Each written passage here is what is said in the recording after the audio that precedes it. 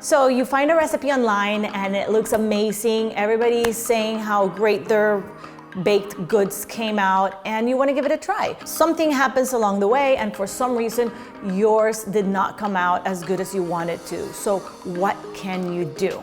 In this video, I am going to give you 5 tips for recipe success.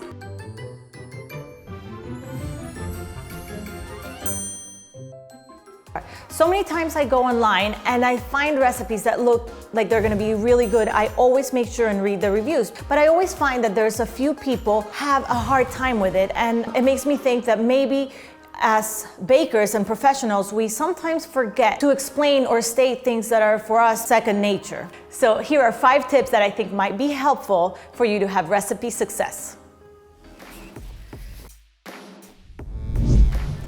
Tip number 1, read your recipe twice. Why do you want to read it twice? Because you don't want to just skim through it. You don't want to just make sure you know the ingredients and forget about the rest. You want to make sure you actually read it and know exactly what you're supposed to be doing for many reasons. For example, if the recipe seems challenging and you still want to go ahead and do it, you want to make sure you have double the amount of ingredients just in case the first time it doesn't come out right and you have to bake it twice. Another reason is just in case you miss something and it says, oh, do this part 2 days in advance or a day in advance. There are some recipes that call for some steps that need to be done 24 hours ahead and you don't want to miss it, so you want to read it twice. Number 2, plan ahead. I cannot stress how important this is. Like I said in the step before, sometimes you need to prepare some things ahead of time, like the day before or even 2 days before. And number 2, you cannot, if you need a cake to be done in an hour and you have missed some of these steps, the cake is not gonna come out right. There's no way, no chance it's gonna happen.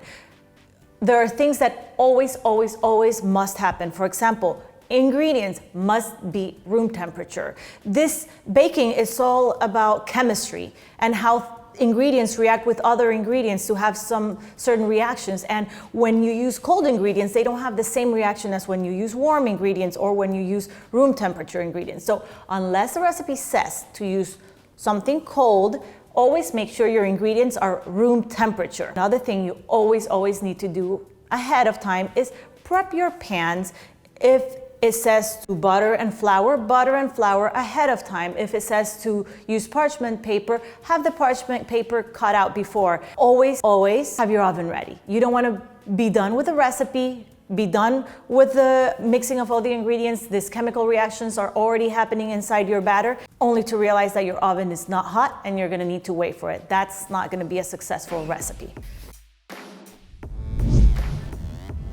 Tip number 3, do not mess with the recipe. Somebody has tried this recipe and had success with this recipe, so let's keep the ingredients measured correctly. Let's keep the ingredients the right ingredients, and let's just not mess with the recipe. So if the recipe says to use whole milk, don't substitute it. Don't use skim milk because the amount of fat in skim milk is not the same, so the chemical reaction will not work properly. If it calls for an ingredient, just know that if you are going to substitute it, there is a good chance that it might not work out very well. So don't.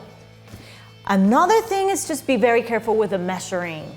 Measure accurately. If the recipe says a cup of sugar, use a real cup. One of these. This is a cup, but it will not have the same measurement. This could be considered a cup, will definitely not be the same measurement. And when you do measure, this is not a cup. This is not going to be successful recipe following. You need to level it.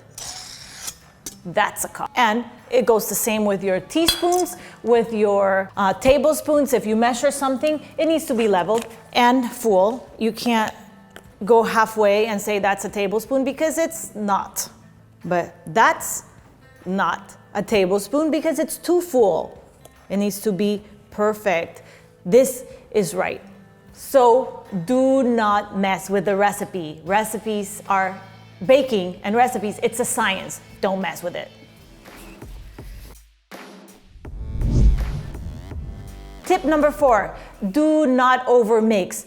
I know the mixers are so fun and we really want to just hit it all the way to the end and watch it go super fast, thinking that it might be faster to do it that way, but don't, because if the recipe says to mix at slow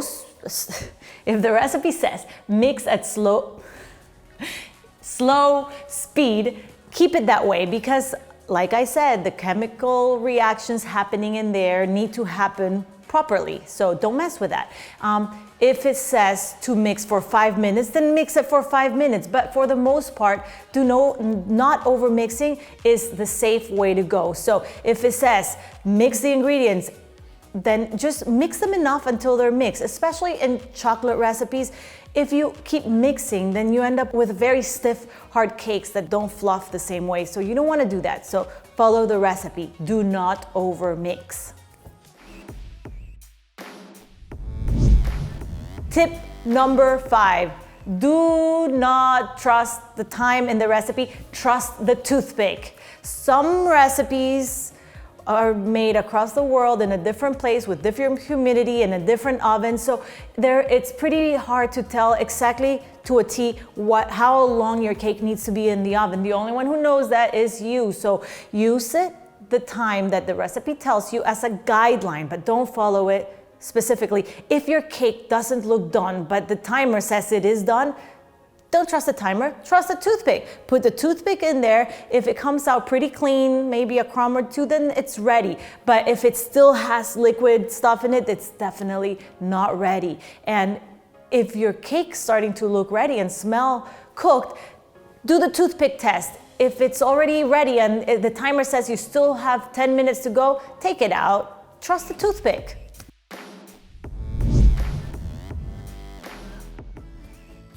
All right guys, and here is one bonus tip for you guys, storing the cakes. When the cake comes out of the oven, you want to give it enough time to not air dry, just to come to room temperature. And once that is done, carefully take them out of the pan and you can wrap them in plastic wrap, 1 or 2 layers, and keep them in the fridge overnight. That way, the next day when you're putting your cake together, it is ready to be cut and frosted and all of that good stuff. So make sure wrap them carefully and they will stay dry.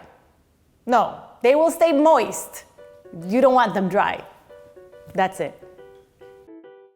Okay guys, those are 5 tips to help your recipe be successful.